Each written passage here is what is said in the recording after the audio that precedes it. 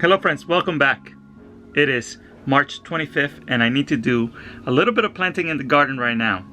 You can plant a lot of cool weather crops, and one of those first crops that I love to plant in the spring is sweet peas. Specifically sugar snap peas. I love growing these because they are the true first crop I can get in the spring that produces a pod. Everything else in the spring is either a little bit of a leaf or a root, but the sweet peas are the first crop you can get out of your garden.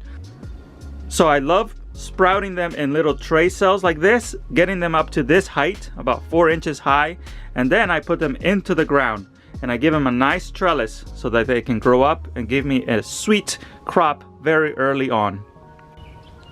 Check out how beautiful these peas look right now.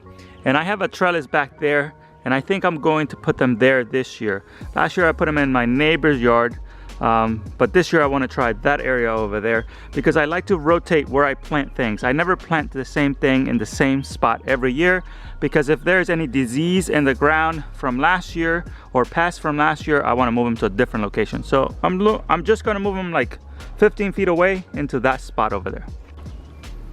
So we're going to put them into the back orchard today. And let's see what the back orchard looks like right now. There's always more work to be had in this garden. So before I can plant today, I am going to have to clean up this area. You can see the old corn stalks, and I am going to be planting it here because I already have this trellis established, and it's easy to plant stuff down here and let it grow up. So that's what I'm going to be doing. But I can also show you how the little trees are doing. I can show you how the fruit trees are doing right now. They're starting to bud out. They have a ton of flowers this year. And this one, the Camas pear, I believe it also has flowers this year, which would be its first year. Check out the amount of flowers on the Asian pear tree. And wow, look at all this good stuff we got going on over here. The peach tree is almost about to bloom, and the nectarine tree is full of blossoms as well. After it blossoms, I will cover them in netting, but for right now I have to let them be and flower and open so they can get pollinated before I put the netting on them. But let's get back to the task at hand. I actually just saw a better spot for these. I'm going to put them right over here. I'm going to put my peas on this trellis over here because the trellis goes almost all the way to the ground, and you need that in order for them to vine up to the trellis. So I'm gonna actually put them here.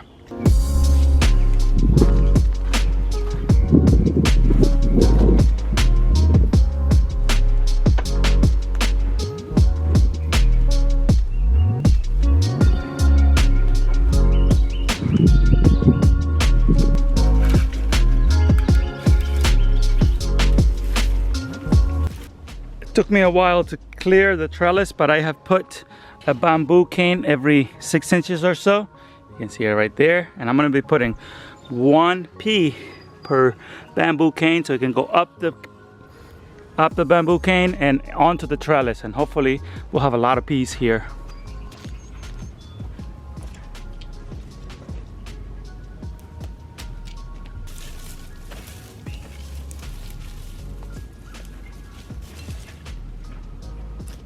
One thing I noticed is that the peas are looking a little droopy because I just took them out of the greenhouse, and most of the time I don't need to harden them off.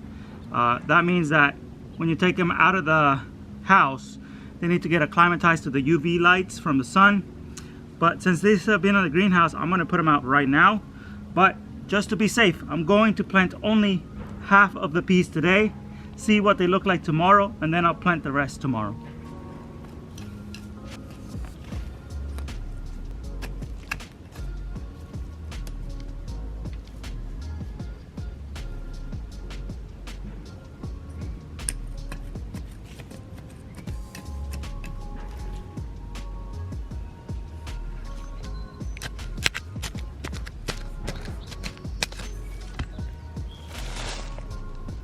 Taking the peas out of the container is pretty simple.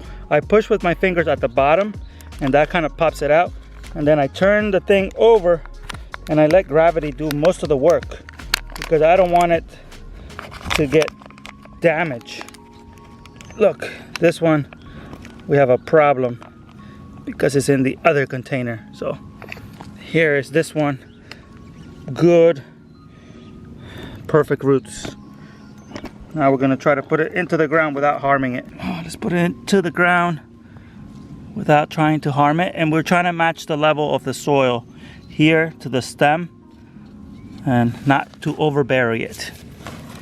Oh, all these vines are for a morning glory vine, and I want to get rid of that because it's annoying. They compete with the climbing plants all the time.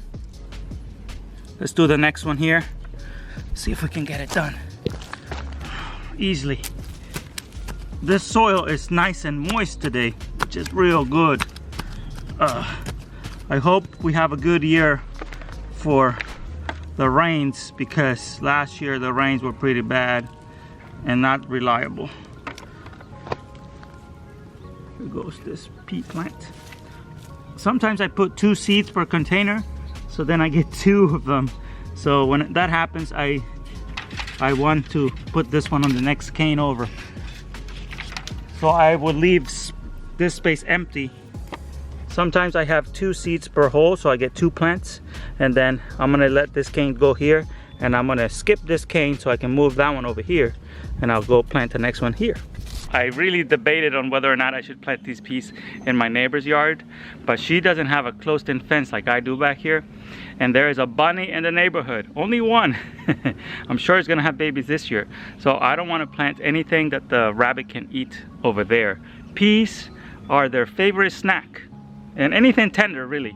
So anything I'm planting this year, I'm going to cover it with row covers if I plant it in her yard, because I don't want them to eat it. Once it gets above like 12 inches or so, they don't bother them too much. But if they are tender transplants, they do eat them.